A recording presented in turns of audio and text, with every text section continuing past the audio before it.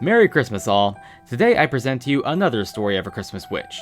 But unlike the bad witches like Gryla or Frau Perchta, this one from Italy is actually a good witch. This Christmas, we look at La Befana, the Italian Christmas witch. According to legend, this witch actually appears on the night of January 5th, which is the night before a day called the Feast of Epiphany, a day commemorating the arrival of the three kings to see Jesus and the day he was officially baptized.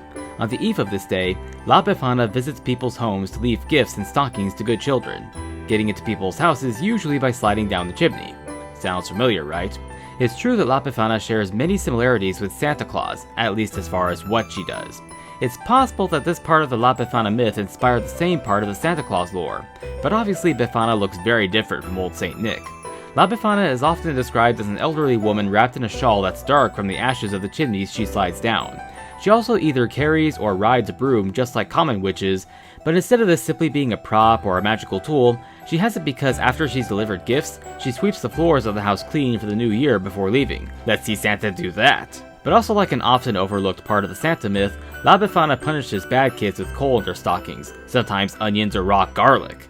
I guess be worried if you come downstairs and notice a funny smell from your stocking. But where does the story of La Befana come from? Well, according to the legend, Befana, as a lonely, elderly woman, was visited by the three kings who were traveling to Bethlehem seeking the newly born Jesus, each of them carrying a gift for the newborn baby king.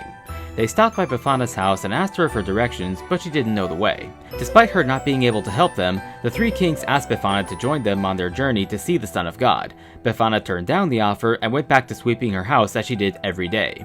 Befana loved cleanliness, but didn't think much of the story the three kings told her, nor of socializing in general. Later that same day, though, she had a change of heart and decided to seek out the three kings to join them in presenting gifts to this baby. Since she didn't have any material goods to give and not much money, she baked a bunch of cookies to bring to him. She then wrapped herself in a shawl, grabbed her broom so she could clean the floors for Jesus' mother Mary, and set off. However, she never found her way to Bethlehem. No one knows what happened to her on her journey, but legend says her spirit is still searching for the baby every single year.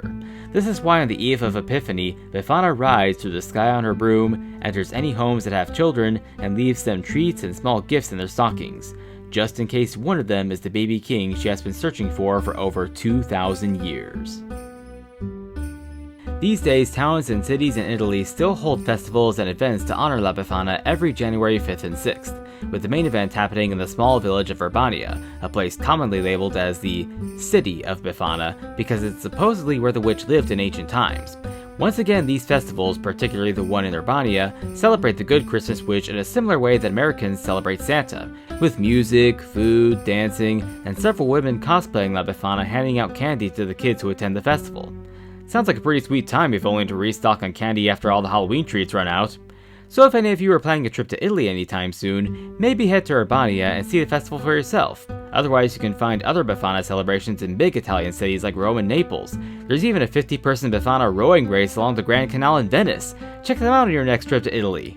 So hopefully this is more motivation for you all to be good boys and girls, not just so that you don't get beat up or killed by Krampus or Hans Trap, but so you get little presents from the good Christmas witch.